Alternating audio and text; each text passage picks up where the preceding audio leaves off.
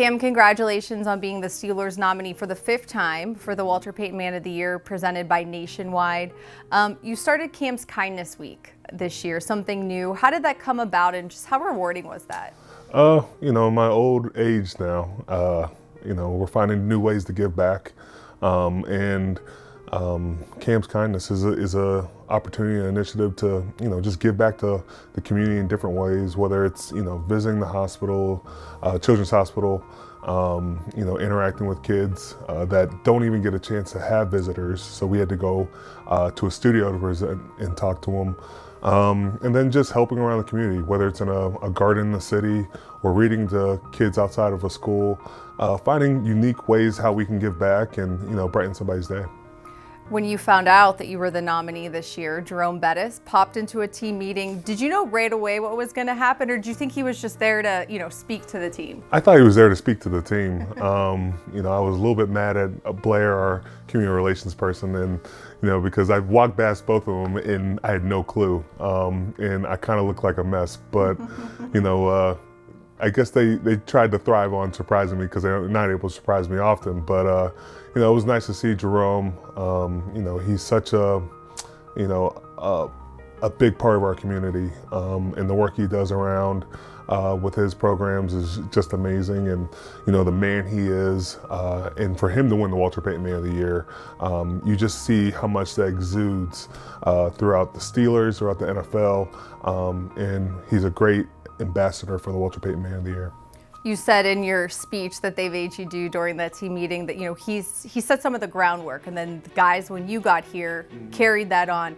You are clearly carrying that on. Are you noticing younger guys also realizing, hey, this is what we need to do, this is the Steelers way? Yeah, I think it's not just what we need to do, they're asking questions of how they can do it. And they're seeing what I'm involved in, and then this provides an opportunity or a platform for them to, springboard and provide different ideas.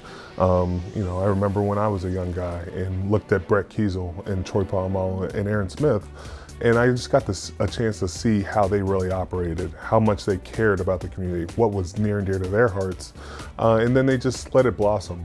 Don't do something if you're not passionate about it, and that's always what I've tried to do. You've always said that your parents are the main reason why you want to give back. You grew up that way, seeing your parents do it. As your kids are getting older, are they getting more and more involved and maybe learning what you learned at that age? We're getting there. It's still a growing process, but being a parent myself now, I think I really realize the power of loss that's had on my life, watching my dad pass away and understanding that, how big of an impact he had on so many different people. He passed away, and then now my grandfather's passed away, and I look at it, and just the other day I got to see his impact. He was a teacher for over 30 years, and then he worked in the Board of Education, and I get to see that he impacted lives, and he didn't even have to play football. And so to understand that level of impact you can have, not just because you're a platform, but because who you are and who you want to involve, can go a long way. Lastly, what would it mean to you to win this award? It means the world. I think this is the one award that's the most coveted, and I know there's a Super Bowl and great team accomplishments, but the most individual award that you can say he does stuff right on the field and off the field. Walter Payton was a man that represented his community and made sure his community was taken care of and cared so much about so many different people. And you see his family, you get the chance to interact with them, and you feel that warmth they have.